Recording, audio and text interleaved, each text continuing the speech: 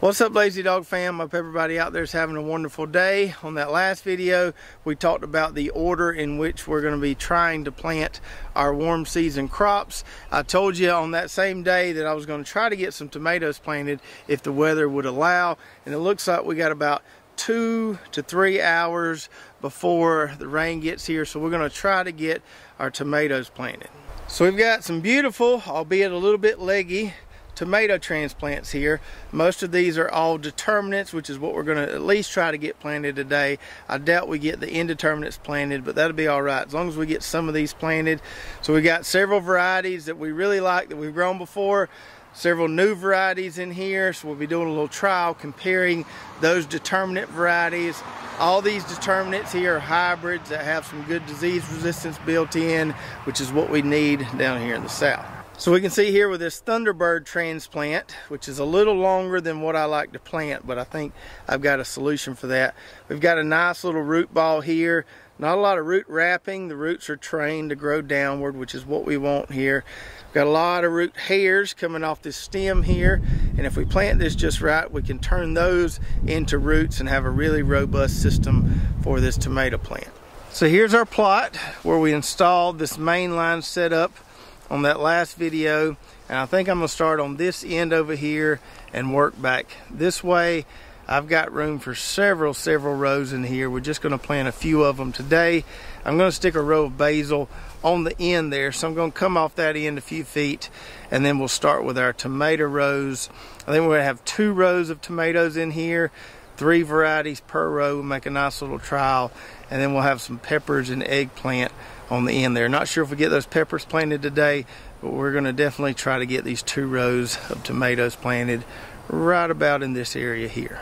Now, I don't make this mistake in consecutive years because I'm somewhat decent about learning my lesson, but it seems like every other year I plant my tomato rows just a hair too close.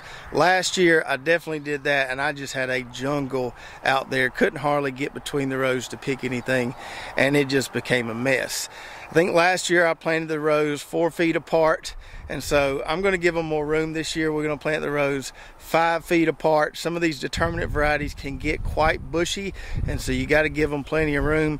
So we're going to go 5 feet apart on our rows, give us plenty of room to walk between those rows and harvest. So I'm going to get my tape measure, and I'm going to come off the end here 3 foot. That's where my row of basil is going to go, 3 foot off the end. Then I'm going to skip over 5 feet for my first row of tomatoes and another 5 foot for the second row of tomatoes. Now, we're not going to put the basil in today, so that's just kind of a mark as a placeholder. So our tomato row, our first one will be 8 foot off the end there, and the next one will be 13 foot off the end.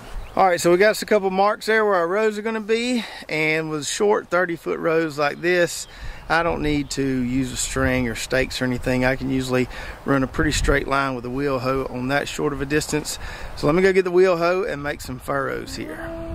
I am the engine, you're the gasoline. Still got the pressure on you. And for the sake of time, I'm just going to reuse these drip lines that we had on our carrots. I was going to save these for our pumpkins, but I'll just lay new drip lines on the pumpkins. These already have all the fittings attached, which is nice. And that saves us a little time. I just need to punch a hole in the main line. This little rig right here is one of the best things I have ever bought. Makes it really easy to punch a clean hole in this main line. If you're watching on YouTube, I'll put a link in the description where you can grab one of these on Amazon. So we just get where the row is going to be here. Boom. Punch us a hole and stick our row start in there until it pops like that. Make sure our emitters here are facing towards the sun, and then we just pull this out along the row. That's why I keep you dancing on the surface till you lose your mind to the machine. So you keep on dancing on the surface, 'cause I still put that pressure on you. Now, unless we're planting okra, we always always put some type of pre-plant fertilizer in the planting furrow. But if you remember back from our soil test results video, this plot here was off the charts as far as phosphorus and potassium goes. We couldn't really measure the nitrogen, but we can probably assume there's a decent amount of that in there as well. So I'm going to switch up my pre-plant fertilizer on this plot here. And we've got a kitty cat on our fertilizer container. Hey Chloe, I hate to interrupt your nap. Can you get up so I can get some of this fertilizer out of here? Okay, well, guess we'll have to wait. So I've been using this Nature Safe 855 in all my planting furrows. It's kind of a somewhat balanced formulation there. We'll keep it in that trash can there. You can see those pellets. But since we have plenty of phosphorus and potassium, I think I'm gonna just go with a nitrogen source. So we're gonna go with some of this Nature Safe 1300, which I need to get some more of. But it pretty much looks the same as this, just a different nutrient concentration. That's why I keep an empty bag in these cans here so I can remember what is what. And I've been using a whole scoop, a whole one of these per row of that 855. But based on the results of those soil tests, I might have been overdoing it a little bit. That's just kind of my inkling. So with this 1300, I'm going to go a half a scoop per 30-foot row. And then we can just look at the plants as they're growing and adjust if necessary, if they start looking like they need something. All right, so we got that fertilizer in the furrow, and I went ahead and turned the water on here. I would normally cover this drip tape up and wait on the water spots to appear and use that as indicators of where to plant. But we're not going to do it that way today for two reasons. One, we're short on time with the rain coming. I don't want to wait on those water spots to appear. With the drip tape exposed in the furrow, I can see exactly where those emitters are. Two, I want to plant these tomatoes real deep because they've gotten a little tall on me. And with the furrow already dug out, I can dig even deeper and plant them deep as opposed to having to dig a deeper hole with a covered furrow. So I've got my little planting map right here. We got our 2 rows of tomatoes. So these rows are 30 foot long. We're going to put these transplants 2 feet apart, which should give us 15 transplants per row. And for a good trial, I figured let's do 3 varieties per row. That'll give us 5 plants of each variety along the row there. That's enough plants to do a pretty good comparison. So the first row, we're going to put Rambler, Roadster, and Red Snapper. Red Snapper is a great variety, been growing that for several years. Grew Roadster for the first time last year. Really like the size and the early production on it. Rambler's a new one we've never tried. On that second row, at the beginning, we're going to do Thunderbird. That's another new one we've never tried. Same thing with Grand Marshal. And then on the end of that row, we're going to do this Torringina cherry tomato. So this one is a lot like Sun Gold, but I think it has a little more disease resistance and it's supposed to make a more compact plant. I really like Sun Gold tomatoes, but the plants just get huge and you can't really contain them after a while. So hopefully we're going to be able to contain these with cages. These other varieties, these determinate hybrids, we're going to use the Florida weave on those. For the Torringina, the cherry tomato that's kind of like Sun Gold, we're going to use cages on those. We won't set up any of our trellising until, you know, a few weeks from now once the plants start growing a little bit, but that kind of gives you an idea of what to expect. So if we take a closer look at our tape here, we can see the water kind of drizzling out of those emitters. So there's an emitter there, skip over a foot, there's one right there, skip over a foot, there's one right there. So we're going to put a plant on every other emitter. That'll give us a 2 foot spacing along the row. So we would put a plant there, we'd skip that emitter, and then we'd put another plant right there. And with these determinate tomatoes, where the plants get kind of heavy and bushy, it's nice to plant them close together so they can kind of lean on one another. Kind of help support them with that Florida weave trellis that we'll do. So I wouldn't recommend planting determinates far apart unless you was going to do an individual cage or trellising system with each plant. For the Florida weave, we want them to lean on each other a little bit, and that's why 2 foot plant spacing works so well. Now underneath that barn over there, I have practically every gardening tool known to man, but for some reason I don't have a trowel.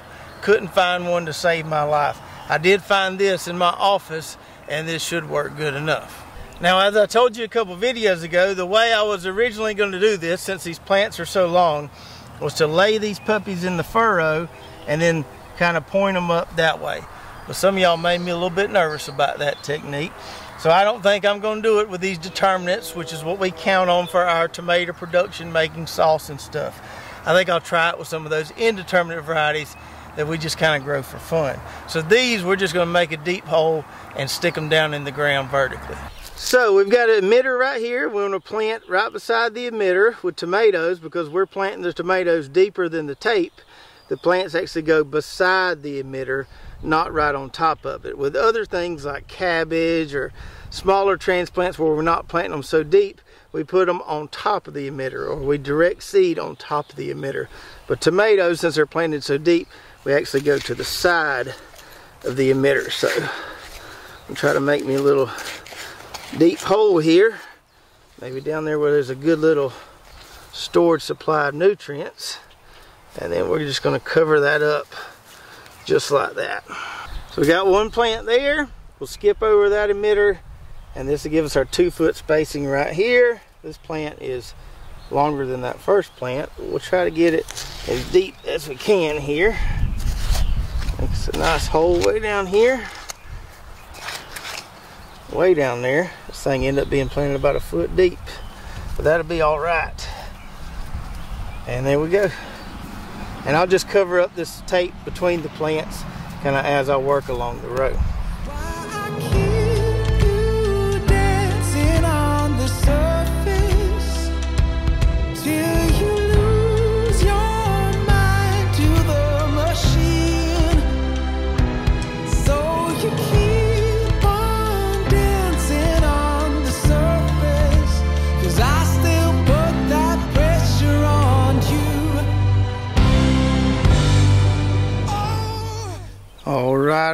All right.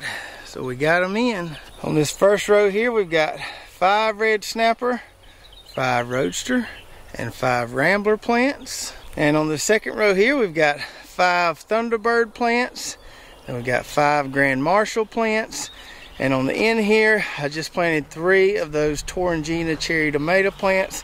I got to thinking, when I'm using those cages, I need a wider plant spacing along the row because those cages are kind of big. So I ended up putting these 3 feet apart, whereas all the others that will be trellis with the Florida weave are 2 foot apart. So if the question is, how deep should you plant tomatoes? The answer would be as deep as you can. I was actually glad I found this little tool instead of the trowel. This worked really well considering the root ball on these is not big. These plugs are kind of small. I was able to stick this way down the ground. It's a lot sharper than a trowel. Kind of spin it around and make a nice little hole there to drop this guy into. So this thing here is probably 1 foot tall or so, and we planted them all the way up to right here. So we planted them deep. All you want to do is leave a little bit of leaves above the soil there. Plant them as deep as you can dig. Put them down that far. So I didn't get as much planted today as I wanted to because we're gonna get wet here in a minute, but at least I was able to scratch the itch a little bit. Still got a lot to put in this plot: peppers, eggplant, basil, all kind of stuff, but at least we kind of broke the seal, so to speak, and was able to get a couple rows of tomatoes in the ground. And these 2 rows of tomatoes here, these will be our home run hitters. These will be the ones we really count on, you know, proven production from these determinate hybrids that are bred by Cicada. We plant some indeterminate heirloom types, and we do that mostly for fun. We'll get a couple nice tomatoes off each plant, but we don't count on those for production. We count on these determinate hybrids that make a lot of tomatoes at one time. Down here, our tomatoes are toast come early to mid-July, just depending on the year. So we don't get the benefit of this long, indeterminate tomato growing season like some of you guys up north do. We got to get our tomatoes when we can get them in that short window between now and, like I said, early to mid-July when it gets really, really hot. That's why we like determinates, because we get a lot more production. We don't have a long tomato growing season. So I understand the value of indeterminate tomatoes if you have a long tomato growing season. You get that extended harvest period. A lot of the indeterminate heirloom tomato varieties are really, really tasty and really, really pretty. But I would say this, don't knock determinate tomatoes unless you've tried them. If all you've ever grown is indeterminate tomatoes, you should try 1 year, just planting a few determinate plants, so you could see the big differences there. And you may find you like that big flush of production there, because it allows you to can or put up a lot of tomatoes at one time. You're not waiting on these little harvests here and there every couple weeks. You're getting all your tomatoes at one time. You can get all your canning stuff out and put up a bunch of sauce or juice or whatever it is at one time. So I'll let this drip tape run on these guys until it starts raining. The top of that soil there is pretty sandy, fluffy, and dry. So we want to get that kind of saturated. I'll leave that on there just to kind of keep everything moist around those new transplants until it starts raining. Then I'll turn the water off, and we'll just kind of keep an eye on them, see how much rain we get. But ideally, we like to water these things just a little bit, maybe for just 45 minutes to an hour or so every other day if we're not getting any rain. And hopefully on the next video, if we don't get too much rain tonight and tomorrow, on the next video we can start getting some of these indeterminate tomatoes in the ground, some of these peppers in the ground. Still got a lot to plant, and we just have to look for breaks in the weather when it's not too wet or when it's not too rainy, and go for it. So thanks for joining me for the tomato planting today. And for you folks up north that are still waiting, don't be too jealous that we're planting tomatoes right now. Like I said, come July, all of our plants will be toast, and you'll still have lots of delicious tomatoes in your garden, and then we'll be jealous of you. If you're watching on YouTube, make sure to check out our affiliate links below. A lot of great companies that we use in our gardens here at Lazy Dog Farm. Even got some coupon codes for some of those companies, so you can take advantage of those discounts. If you haven't already, go check out our website, lazydogfarm.com, where we've got recipes, recommended products, our garden blog, Lazy Dog Farm merch, and more. If you did enjoy this video, make sure to subscribe, hit that notification button, like, and share. And we'll see you next time right here at Lazy Dog Farm. Oh, farewell. By the beauty of your life.